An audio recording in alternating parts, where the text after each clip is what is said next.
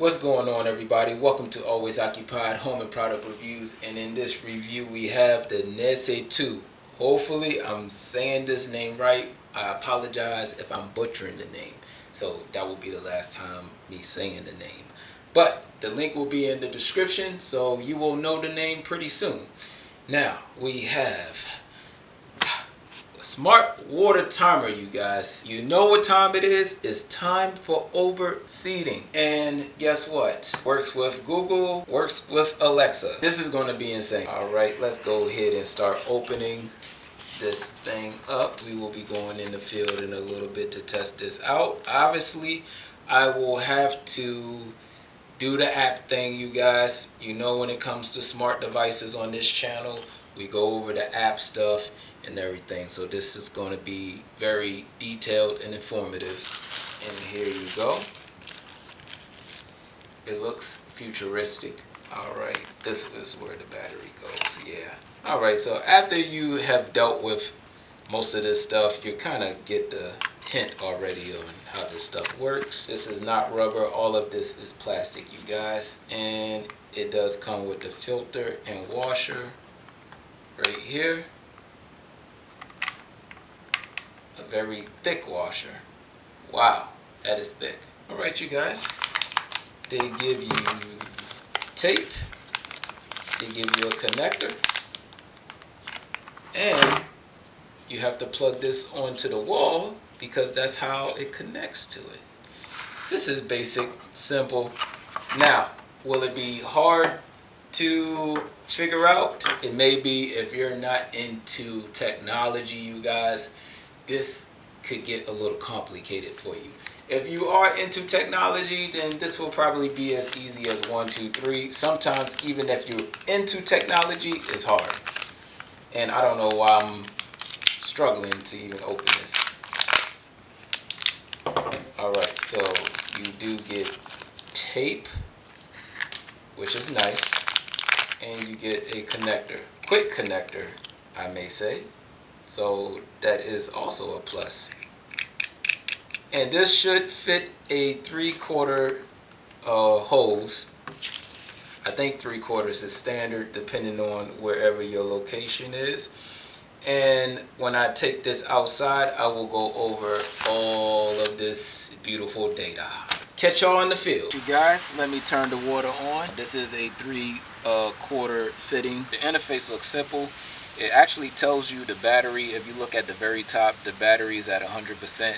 And that's the battery for your water timer right here. The batteries that you put in there, the 4 AA's. This thing actually tells you your weather. That is like a plus for especially the lawn enthusiasts out there. Go down to the center, you have your irrigation duration.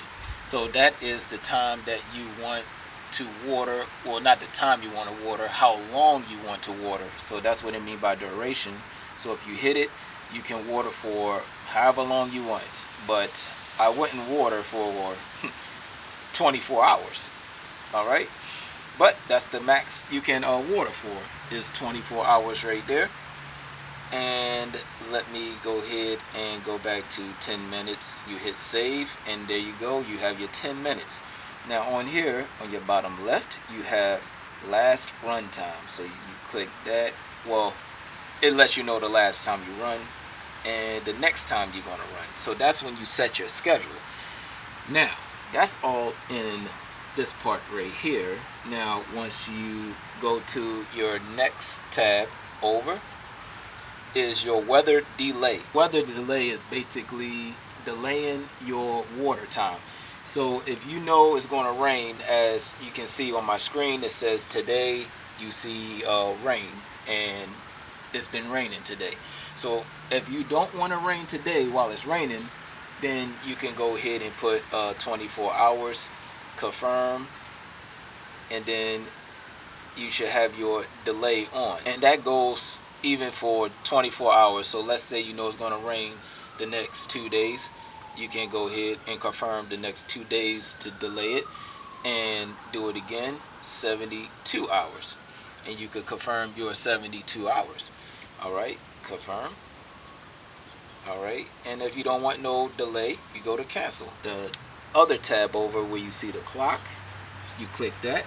Let's see, plus it says normal schedule, and then you got cycle/soak. So I never seen cycle/soak before, but I do know normal schedule. So your normal schedule is basically Sunday through Saturday, all right? Or, Monday through Sunday, however you want to say it. And you can go ahead and set your schedule. So let's say if I want to water Sunday, I'll just mark Sunday. What time I want to water will be 3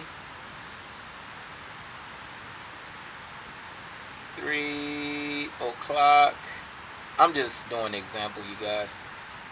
Usually the timer works anyway, so I am not going to press y'all on the timer. What's today? Today is Saturday. Let's see. Alright, so let's say I want to do this Saturday. Then it says irrigation duration. Let's just say 1 minute. Confirm 1 minute. Saturday is 6:06. Let's go to 6. And let's go to 7. Let's say save. Let's see what happens, you guys. Alright, anyways, you guys, so while we are waiting, I just want to let you know that I have good connection out here with this. I have good connection in the house. As long as this unit is 50 foot with the hub. Alright, so it's 6:07 now, and it kicked on. Alright, now if I want to stop this, I just go ahead. I stop the schedule.